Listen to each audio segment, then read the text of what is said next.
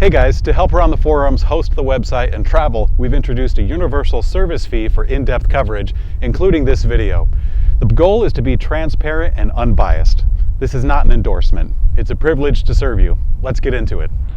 Hey, what's going on, guys? I am here on the Jordan River Parkway in the Salt Lake Valley. It's a beautiful spring day, typical where it gets cold, very cold in the morning, and then it kind of warms up around noon, around now. But anyways, the river is flowing, the grass is growing. Let's go ahead and jump into the FLX Roadster. This is a really cool kind of road-oriented electric bike with mid-drive motor, good, bad. Yeah, let's just go ahead and jump in. So this is the FLX Roadster. This is a pretty cool electric bike that's kind of oriented for road use. It's got a little bit of thinner tires, a solid front, as well as some pretty good features for the electric system. You have a nice protected display. You got a mid-drive motor there with the Bafang M600, as well as the 48-volt battery.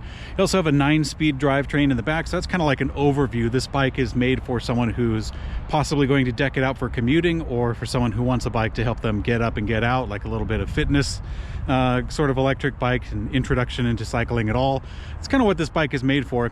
But let's just go ahead and jump into the mechanical features of it.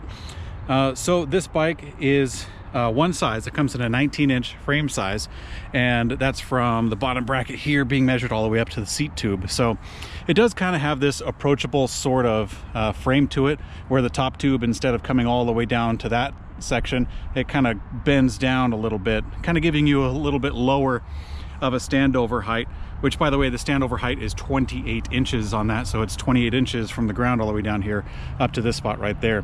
So it's a little bit easier to get your leg over that and to straddle it. Makes a bike a little bit more approachable. But if you're looking for something that's a total step through, then yeah, this bike wouldn't exactly be the case for you. But yeah, this one does have a solid front fork. It's kind of one of the features that I started out with, because this is a bike meant for the road where the conditions are pretty smooth. If you take this thing off-road, the lack of suspension is really going to rough you up a little bit on the handlebars up here. It's going to kind of feel pretty jittery. So if you have any kind of arthritis in your hands or something, then yeah, you might want to consider getting a fork for this, which you can get a fork for this. This has a tapered head tube on it right here. Starts at 1 inch, goes to 1 by 1 and 1/8 towards the bottom. The handlebars are a little bit shorter than a typical mountain bike. The handlebars, if I remember right, are about 28 inches wide. Yeah, 28 inches wide in total width.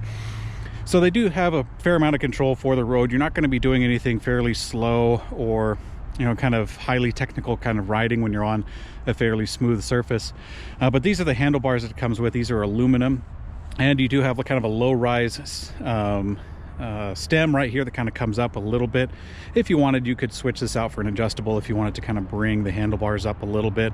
I wouldn't exactly call this bike, you know, a comfort bike. You could deck it out if you wanted to. You could change the grips and the stem, like I just mentioned, the seat and everything. But this bike is definitely made for kind of just jumping out, you know, carpe diem sort of rider. The grips on this one are fairly simple. These are just a flat black rubberized with a locking mechanism that are branded FLX. So that's kind of good. These won't like shift off so long as you have them tightened down on either side. Continuing on with the mechanical features, this bike does have hydraulic disc brakes, which is a personal favorite of mine. Hydraulic disc brakes are what I've used on my personal bike, and I like them a lot. I do. I'm better at fixing mechanical brakes, but nonetheless, hydraulic are better for stopping power. So you do have a little reservoir up here on the Tektro brake levers right here. About a 3-finger lever on the handlebars. So when you pull on that, the hydraulic fluid coming down into the tube will come down to this dual piston caliper right here. And it will grab onto the rotor. This is a 180 millimeter rotor up on the front disc. And you also have a mirrored set in the back. So in the back, you likewise have the same up front. You have a 180 millimeter rotor, and you have a dual piston caliper also in the back. So on the front fork, you do have a 100 millimeter through axle right here with the quick release. So you pull this thing kind of down and you swirl it out, and then you can pull the quick release out. That way you can get the wheel on and off if you wanted to, you know, put it in the back of a car, you know, kind of make it a little bit easier to transport. And you know, one kind of silver lining is that this bike does not have a fender with it from the get-go. This bike is stock with one exception, and I'll get to that in a minute. But this bike doesn't have a fender, so that means that when you turn if you take the seat off and turn the handlebars, then you can get it, you can maneuver in and out of a car easier. When you have the addition of a fender, that honestly, that little thing coming out from here or right there kind of makes it a little tough. Anyways, these are a 27.5 by 1.5 wide tire. So that means the diameter is 27.5 and the width is 1.5 on a tire there. These are compatible with a lot of mountain bike tires. So if you wanted to deck this out for mountain biking, you could theoretically. And there's a different bike that much better suits that purpose. It's called the FLX Trail, also reviewed on ElectricBikeReview.com. So I definitely check out that bike if that's kind of your aim. The spokes on these are 13 gauge spokes with the silver screws on them. And that kind of holds the tire and the hub in place, or the wheel and the hub in place. Also down here you have a Schrader valve, which is kind of nice. This is a typical valve that you would see on cars, or if you wanted to fill up at a gas station or something, you could do that pretty easy without having to goof with different attachments or anything like that. So coming up to the derailleur system, this bike is utilizing a Shimano Alivio system for switching the gears. You do have a windowed gear indicator up on the handlebars here. It's a 9-speed derailleur. You have a set of trigger shifters. That's to lower the speed, and this one here is to increase the speed. You have a windowed gear indicator going from 1 and then going in odd increments up to 9. So there's 9 speeds on this. Coming down to the actual gears itself, this is an 11 to 34 tooth gear range that you have on the back here. That's 9 different speeds. And again, here's the derailleur down there that's making all that happen with the cable tension coming up to the front of the bike. This is a 44 tooth chain ring up in the front with a little bit of a metal guard on the outside. And that's kind of nice. You know, if you have no guard at all, it can actually eat your pants up, and that has happened to me in recent history. I won't name names, but I was on a bike that chewed up my pants. They were already pants that I painted in earlier, so it was no big deal. But one thing I wanted to mention while we're still going over the mechanical system briefly is that the cable routing goes through the bike. So you'll notice that this cable coming up from the derailleur goes inside the housing, and the housing goes inside the bike itself, and then kind of pokes out here a little bit and then back through the tube up here all the way up into the top of the bike. Doing that really cleans things up. It makes, you know, this bar right here look super clean, as well as back here. It also kind of makes the bike easier to kind of jump in and jump on without having to worry about it snagging on your shoes or anything like that. When your feet cross over this area, it's really nice to kind of have it nice and clean without any cords or cables getting in the way. It also makes for a really good looking bike overall. I mean, you kind of take a step back and the wires sort of hide themselves a little bit within that casing there. So that's a pretty cool thing. Continuing on with a couple of touch points. The pedals are an not aluminum. They are a plastic platform Well-Go pedal. So you do have like an aluminum stock in the pedal right here, and then the rest of it is plastic. It does have a reflector on the side, and they do have a little bit of a ridges here to kind of grab onto your feet. These are a little bit cheaper pedal from a company that makes a very, very common pedal that you see many places in the industry. But yeah, you could upgrade these pretty easily. They're more or less universal. You can get pretty much any pedal to fit in there if you'd like. But nonetheless, these should work. You know, they will break after a little while, but we're talking, I don't know, maybe like a couple thousand miles or so. I had some that worked for a couple thousand miles that were plastic pedals, and they were fine. So yeah. I have 170 millimeter crank coming up from the bottom bracket in there. We'll get into the electric system in a little bit. So the seat post is rigid. This seat post doesn't really have any suspension to it whatsoever. And the seat itself is a little bit narrow on the footprint, also a little bit short on the profile.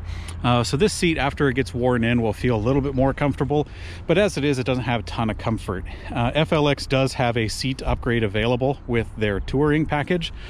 So they've definitely thought about this, but this is one of those trade-offs that they've done to kind of keep the cost low. You know, one of those things that they have to do to kind of keep it a more financially approachable bike.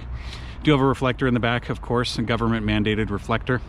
And this is a light that came with the bike. This is a small little cheap light. Maybe you can barely see the red that's coming up through there. Has a couple of modes: flashing solid, flashing a little bit slower. Yeah. There is a matching set. There's a red one for the back, and there is a white one up front that came with the bike. And I don't believe that's an add-on. I think that's thrown in. Yeah. The kickstand is one of my favorite features about this bike because they've actually recessed it a little bit into the back of the bike. So it's very common to see a kickstand in the dead middle of the bike. which is nice because that helps you balance the bike when you're loading or something. But pulling it back here removes the opportunity for pedal lock. Now, if you've never heard of pedal lock before, that's fine, but you've experienced it, I'm sure.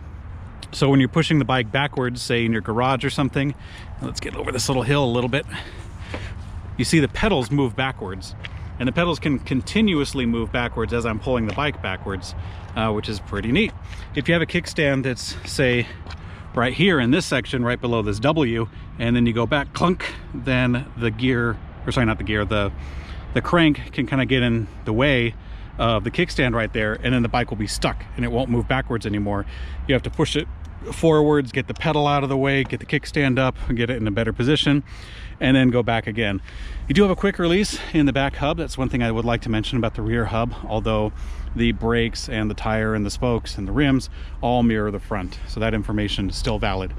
So while we're at it, let's go ahead and jump into the electric system. I did want to spend a little bit of time talking about the motor itself. So this is a Bafang M600 motor. There's a little Bafang logo. It's kind of built into the frame here. You can tell that the frame is very obviously built for this motor system. Comes with a universal spider for attaching any kind of gearing that you want, and that's a nice thing about this particular motor. If you wanted to switch it out for a larger or smaller front chainring, you can totally do that. It's not picky. Some other motor systems are picky for good reason in some cases. This is a class 3 electric bike, so it goes up to 28 miles an hour. Some people call that pedelec, some people call it class 3, but it's a bike that's capable of going 28 miles an hour on pedal assist. It's also capable of doing that on throttle, truth be told, but that's kind of the classification that was, I think, first started in California and is now spreading across the country as a legal sort of restriction. But nonetheless, this is a class 3 bike, so hopefully in your area it qualifies as a legal bicycle and you can ride it wherever, such as here in Utah. Anyways, this Bafang system is a torque-based pedal assist. It does have a cadence sensor and a torque sensor that's built into the motor, but it relies pretty heavily on torque, and it does so pretty well. I've ridden some electric bikes where the torque sensor is a little bit off.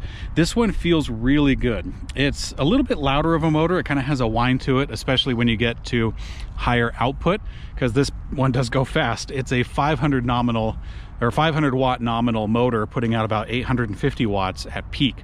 And that's a lot of torque. It's about 120 Newton meters of torque that this motor is putting out, and there's no way around it. It's going to be loud because of that kind of output, and you'll see that with any motor. But when you do get into a really high cadence and you don't have a lot of torque on it, say if you switch into a higher gear like we're in now, and then you spin the pedals really fast, if you get in a high cadence, the system's trying to catch up to you, so it puts out a lot of power, and therefore it's a little bit noisy. But truth be told, it's pretty slight. I mean, it's kind of to the point where you're criticizing someone for painting grass not detailed enough, It's kind of an oversight. But this system is really nice. Truth be told, I like it a lot. This is my favorite system from Bafang at the moment. They have a lot of different systems and a lot of different bikes that we've covered in Electric Bike Review, and this is the latest and greatest, and I can see why. It has a lot of good feeling to it as you're riding it. We'll get a little bit into that when we go on to the ride test. So in the middle of the bike here, you have the down tube mounted 48 volt battery. This is a 48 volt 10.4 amp hour battery that is fit flush into the frame. Maybe not airline flush, there's a little bit of a millimeter up there, but this is a really nice battery because it fits entirely in here. It doesn't bulge out the way that it's very common to see on a lot of electric bikes. This one actually fits all the way inside. Let me show you how to take it out. So first thing, we'll put the key in and turn it, and then the battery, you see, just kind of pops out a tiny bit. And I'll get on this side and we'll pull the battery out. Boom, and that's it. That's all you got to do. And right here is the battery. The battery does have a charge port. Let's rotate it over here. Right there, that little guy is a charge port. You open that up. It's a pretty tiny one. Let's see, I'll get the sunlight on it. That's a pretty tiny one, but that's the charge port for it with the, of course, included charger. On the tip of the battery itself, you have a little button that tells you the kind of, I guess, estimate of where your battery is based on these colors. There's a red light, a green light, and a blue light. And I presume that blue means good, and green means middle, and red means not so good. But that's really just an estimate. You have much more information up on the display. You return it back in there by starting with the bottom and then clicking the top. And let's see, it's easier with two hands. Let's see, we'll squeeze it in there. All right, locks into position and you're ready to rock. To start the bike, you don't have to press this button. That's just to get an estimate for the battery level.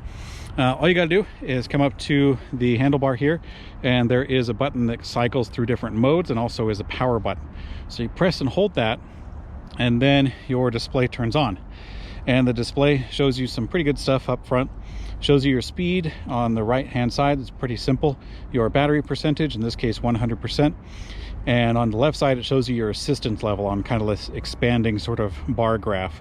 Right now it's in level 1, and then it can go down to 0, of course, and up to level 5. All right, and that is controlled, by the way, by this little grip attachment over here. The plus button increases the level of pedal assist, the minus button decreases it. And after you have the bike turned on, you can press the power button to cycle through some metrics that the bicycle is counting as you ride. So right now it's on a trip set, and by pressing the power button, it will cycle through odometer, a maximum speed, a calorie guesser. I really don't know how it calculates that, but a calorie counter, a range estimate, an average speed, a ride time, power output. As you get going, it will show you how much power the motor is putting out, and then back to a trip set and odometer again.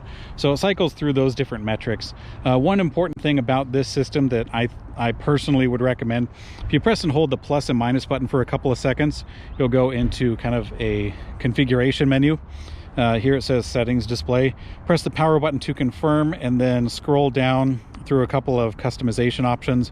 You get down to the bottom and you'll see one called vibration. I'll go ahead and turn it back on. When I first got the bike, the vibration was turned off, and now I'll turn it on again. And then I'll hit down and then back and then exit. All right, now I'm back at the main menu.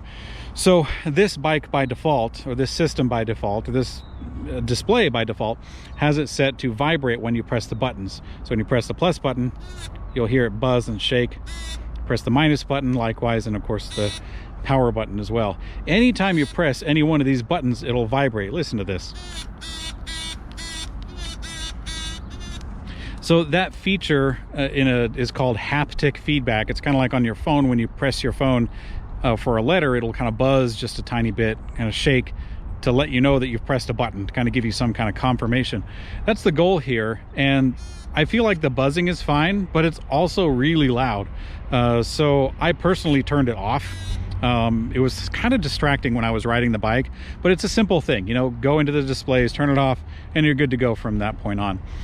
So the bike does have a throttle with this system. That was an add-on that I got from FLX. The add-on cost is about 50 bucks. But the throttle you can mount on either side. The throttle actually comes loose in a box, and I installed it on the bike on the left side for this bike. And honestly, I think I like it better on the left side. So on the left-hand side, you do have this little thumb trigger right there. You press it down, and it's kind of in the way of the display controls on this remote side. So the plus button is pretty far up there. You got to reach, you know, you got to extend your thumb quite a ways to get over there from its natural position, because the tab that's sticking out on the power button is interfering with the return side of the throttle. When you let go, it returns back to that position. So it's, you know, it's pick your poison. If you have it on this side, then it's a little bit in the way of the remote, and you got to move that out of the way. Or if you take the display and put it on this side, first you got to do the brakes, and then the gearing, and then the throttle. So the result is that when you're pedaling, the throttle's a little bit too far away, so you have to like take your hand up and then hit the throttle, and then take your hand back to a regular riding position. And since the throttle can interact with the gears for a mid-drive motor, I prefer having it on the left side so that my left hand can actuate the throttle and my right hand can be changing gears on the fly. So I prefer it that way. I mean, it's your preference. You can mount it wherever you wish on the handlebars, but that's what I've experienced both riding it here on this bike on the left side and also testing out the FLX Trail, in which I mounted the throttle on the right hand side. I tried to give a little bit of variety to the experience. One last thing, I got a bell. So so yeah, that is the FLX Roadster in a nutshell, and also some of the detailed parts. Let's go ahead and jump on the bike and go for a ride. Okay, so yeah, one thing I really like about this bike, again, is that that torque-based pedal assist system. It's programmed very well. I gotta hand it to FLX, because this feels like it feels like you got great legs. I mean, it's very responsive. You know, it kicks in right when you need it to, and doesn't have a whole lot of stuff coming up other than that, which is nice, because some systems get a little bit aggressive. They kind of throw too much at you. This one kind of backs off, so it's good. I like that it engages quickly, really quickly, based on that torque sensor that's in the bottom bracket. So yeah, that's a really good thing. Let me show you the system and in a little bit more detail. Let's go ahead and cut over to the other shot.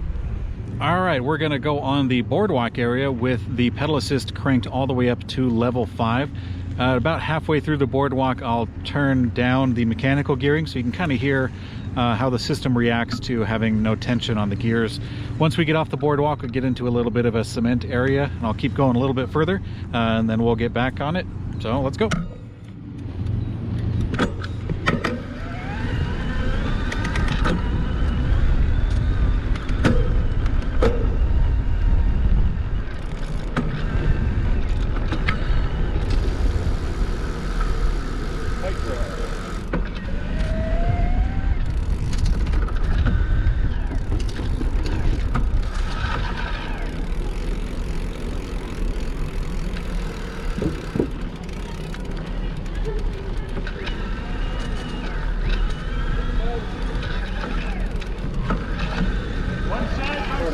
Coming. There we go. Let 'em know. Hey! You almost got it.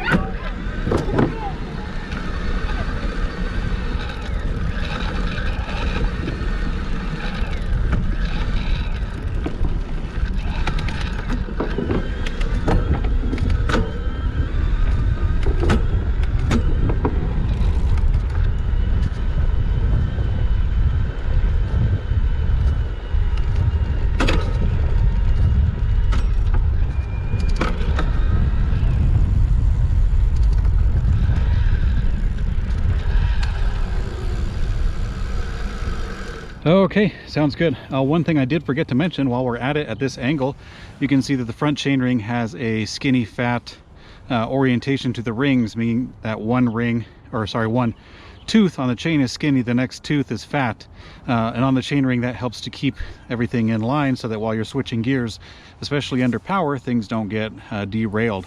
So that's a great feature, and I'm glad I got to point that out while we're here. Okay, so one other thing I forgot to mention was that this bike does come with the little lights, the little strap-on lights. That's good enough. You know, that'll get you by for a little while. That'll probably last you for a few months or so. But I definitely recommend getting a nice set of lights for dark environments, or if you commute at nighttime, like this tunnel that we're in. But if you did want to get the commuter accessories, FLX has some. They've got the fenders, the lights, the rack, and a couple of bags and things like that as kind of an added accessory that you can get on the bike. So they've kind of thought that out. As it stands, the bicycle doesn't have a lot of that stuff on it. So if you wanted to use this as a regular daily driver, then you're either going to get wet and have nothing to carry and be a little dark, or you can kind of get those accessories. So yeah, that's something to consider. Okay guys, thanks for watching the review of the FLX Roadster. It's a really fun electric bike. I really like the responsiveness. It's great. Definitely check out this bike as well as the 2019 FLX Trail, another bike that we got to check out for ElectricBikeReview.com. As well, on ElectricBikeReview.com, you'll find the full specs for this bike, the Trail, and a lot of other electric bikes as well. You can kind of go there, hang out on the forums, ask a question if you'd like, and yeah, kind of interact with us and the rest of the community. So thanks for watching, guys. Ride safe.